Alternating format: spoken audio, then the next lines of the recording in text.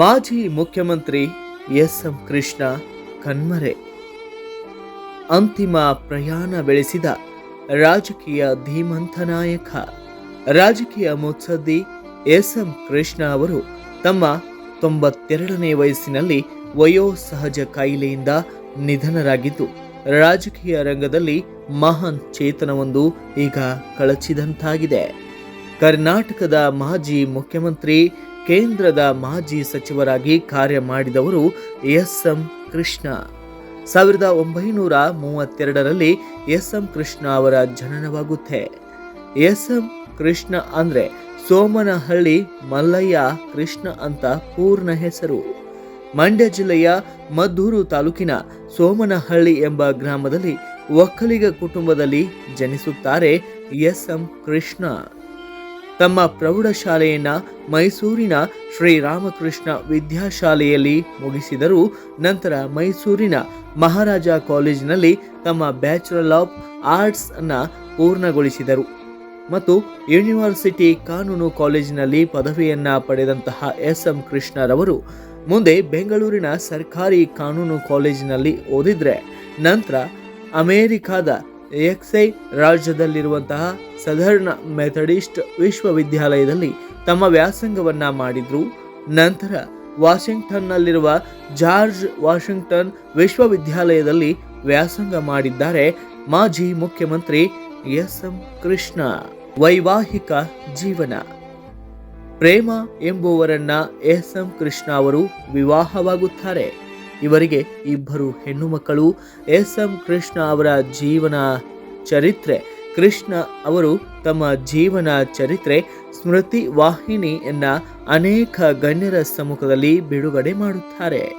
ತಾವು ಮುಖ್ಯಮಂತ್ರಿ ಆಗಿದ್ದ ಅವಧಿಯಲ್ಲಿಯೇ ಡಾಕ್ಟರ್ ರಾಜ್ಕುಮಾರ್ ಅವರ ಅಪಹರಣವಾಗುತ್ತದೆ. ಡಾಕ್ಟರ್ ರಾಜ್ಕುಮಾರ್ ಅವರ ವೀರಪ್ಪನ ಅಪಹರಣದ ಬಗ್ಗೆ ಬರೆದಿದ್ದಾರೆ.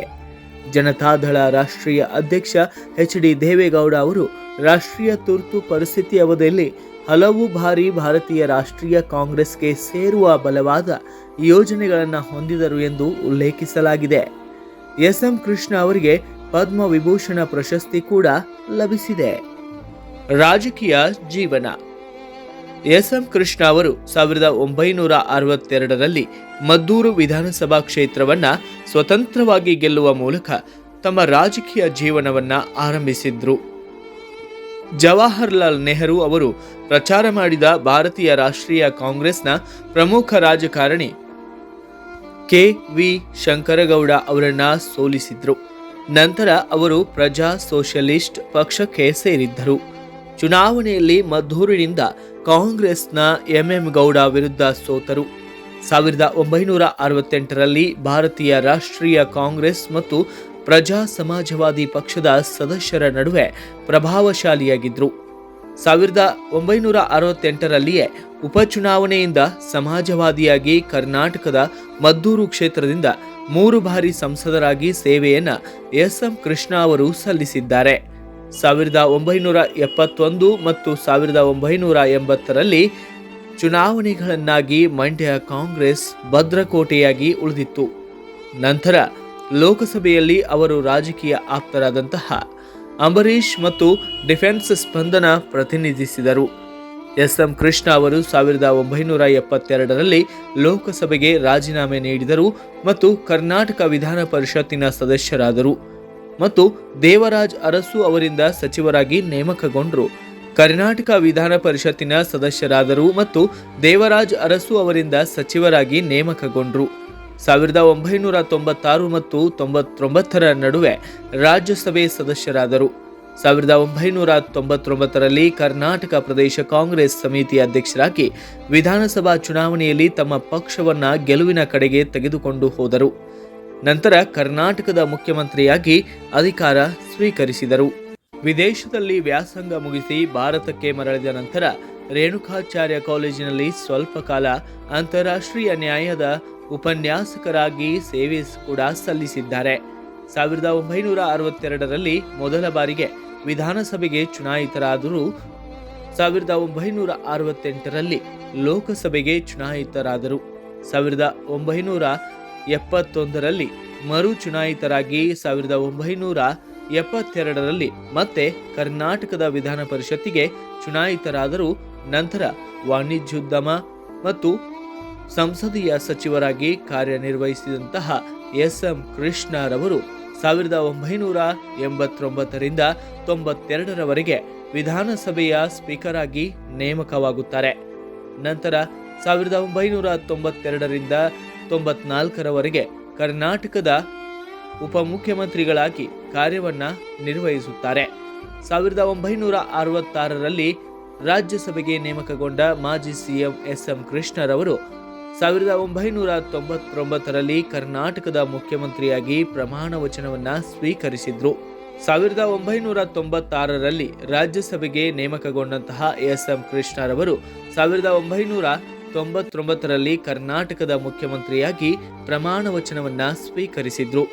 1999ರಿಂದಲೇ ಕರ್ನಾಟಕ ಪ್ರದೇಶ ಕಾಂಗ್ರೆಸ್ ಕಮಿಟಿ ಅಧ್ಯಕ್ಷರಾಗಿ ವಿದೇಶಗಳಲ್ಲಿ 2 ಬಾರಿ ನಮ್ಮ ಭಾರತವನ್ನ ಪ್ರತಿನಿಧಿಸಿದ್ದಾರೆ ಮಾಜಿ ಸಿಎಂ ಎಸ್.ಎಂ. ಕೃಷ್ಣ.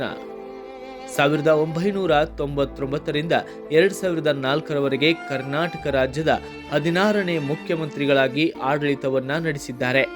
2004ರಿಂದ 2008ರವರೆಗೂ ಕೂಡ ಮಹಾರಾಷ್ಟ್ರದ 19ನೆಯ ರಾಜ್ಯಪಾಲರಾಗಿದ್ದರು. ಕೇಂದ್ರ ವಿದೇಶಾಂಗ ಸಚಿವರಾಗಿ ಕೂಡ ಎಸ್.ಎಂ. ಕೃಷ್ಣರವರು ಕಾರ್ಯವನ್ನ ನಿರ್ವಹಿಸಿದ್ದಾರೆ. 1917ರಂದು ಭಾರತೀಯ ಜನತಾ ಪಕ್ಷದ ಸದಸ್ಯತ್ವವನ್ನ ಪಡೆದುಕೊಂಡರು. ಎಸ್.ಎಂ. ಕೃಷ್ಣ ಅವರನ್ನ ಕರ್ನಾಟಕದ ಮೊದಲ ಉಪಮುಖ್ಯಮಂತ್ರಿ ಎಂದು ಜನವರಿ 1993, ಡಿಸೆಂಬರ್ 11, 1994ರವರೆಗೆ ಉಪಮುಖ್ಯಮಂತ್ರಿಯಾಗಿ ಕಾರ್ಯವನ್ನ ನಿರ್ವಹಿಸಿದ್ದಾರೆ. ಎಸ್.ಎಂ. ಕೃಷ್ಣ ಅವರಿಗೆ ಸಂವಿಧಾನ ಪ್ರಶಸ್ತಿಗಳು, ಪದ್ಮವಿಭೂಷಣ ಪ್ರಶಸ್ತಿ ಲಭಿಸಿದೆ. ಭಾರತದ 2ನೆಯ ಅತ್ಯುನ್ನತ ನಾಗರಿಕ ಪ್ರಶಸ್ತಿ ಕೂಡ ಲಭಿಸುತ್ತದೆ. ಜನವರಿ 24, 2018 ಬೆಳಿಗ್ಗೆ 11 ಗಂಟೆಗೆ ಎಸ್.ಎಂ. ಕೃಷ್ಣ ಅಧಿಕೃತವಾಗಿ ಕಾಂಗ್ರೆಸ್ನ ಪ್ರಾಥಮಿಕ ಸದಸ್ಯತ್ವಕ್ಕೆ ರಾಜೀನಾಮೆ ಘೋಷಣೆ ಮಾಡಿದ್ರು. ಬೆಂಗಳೂರಿನಲ್ಲಿರುವ ತಮ್ಮ ನಿವಾಸದಲ್ಲಿ ತುರ್ತು ಪತ್ರಿಕಾಗೋಷ್ಠಿಯನ್ನ ನಡೆಸಿ ಕಾಂಗ್ರೆಸ್ ಪಕ್ಷವನ್ನ ತ್ಯಜಿಸಿದ್ದೇನೆ ಎಂದು ಕೃಷ್ಣರವರು ಅಧಿಕೃತವಾಗಿ ಘೋಷಣೆ ಮಾಡಿದ್ರು. ಕಾಂಗ್ರೆಸ್ ಪಕ್ಷದ ಹಿರಿಯ ನಾಯಕ ಎಸ್.ಎಂ. ಕೃಷ್ಣ ಸಕ್ರಿಯ ರಾಜಕಾರಣದಿಂದ ನಿವೃತ್ತಿ ಘೋಷಿಸಿದ್ದಾರೆ. ಎಸ್.ಎಂ. ಕೃಷ್ಣ ಅವರು ತಮ್ಮ 92ನೆಯ ವಯಸ್ಸಿನಲ್ಲಿ ಬೆಂಗಳೂರಿನ ಸದಾಶಿವನಗರದ ತಮ್ಮ ನಿವಾಸದಲ್ಲಿ 30ರ ಸುಮಾರಿಗೆ ನಿಧನರಾಗುತ್ತಾರೆ. ಎಸ್.ಎಂ. ಕೃಷ್ಣರವರು ತಮ್ಮ 92ನೆಯ ವಯಸ್ಸಿನಲ್ಲಿ ಬೆಂಗಳೂರಿನ ಸದಾಶಿವನಗರದ ತಮ್ಮ ನಿವಾಸದಲ್ಲಿ ಡಿಸೆಂಬರ್ 10, 2024ರ ದಿನದಂದೇ ನಿಧನರಾಗಿದ್ದಾರೆ. ಸರ್ಕಾರ ಅವರ ನಿಧನಕ್ಕೆ ಸಂತಾಪ ಕೂಡ ಸೂಚಿಸಿದ್ದು, ಡಿಸೆಂಬರ್ 11ರಂದು ಸರ್ಕಾರ ನಾಳೆ ಸಕಲ ಸರ್ಕಾರಿ ಗೌರವಗಳೊಂದಿಗೆ ಮಂಡ್ಯ ಜಿಲ್ಲೆಯಲ್ಲಿ ಎಸ್.ಎಂ. ಕೃಷ್ಣ ಅವರ ಅಂತ್ಯಕ್ರಿಯೆಯನ್ನ ನೆರವೇರಿಸಲಾಗುವುದು. ಡಿಸೆಂಬರ್ 10ರಿಂದ ಡಿಸೆಂಬರ್ 12ರವರೆಗೆ 3 ದಿನಗಳ ಕಾಲ ಶೋಕಾಚರಣೆ ಇಡೀ ರಾಜ್ಯದಾದ್ಯಂತ ನಡೆಸಲಾಗುವುದು. ರಾಜ್ಯ ಸರ್ಕಾರದ ಎಲ್ಲ ಕಟ್ಟಡಗಳ ಮೇಲೆ ರಾಷ್ಟ್ರಧ್ವಜವನ್ನ ಅರ್ಧ ಮಟ್ಟದಲ್ಲಿ ಹಾರಿಸಲಾಗುತ್ತದೆ. ಒಟ್ಟಿನಲ್ಲಿ ಕರ್ನಾಟಕ ಹಿರಿಯ ರಾಜಕಾರಣಿ, ರಾಜಕೀಯ ಮುತ್ಸದ್ದಿ, ರಾಜಕೀಯ ಚಾಣಾಕ್ಷನನ್ನ ಕಳೆದುಕೊಂಡು ತಬ್ಬಲಿಯಾದಂತಾಗಿದೆ.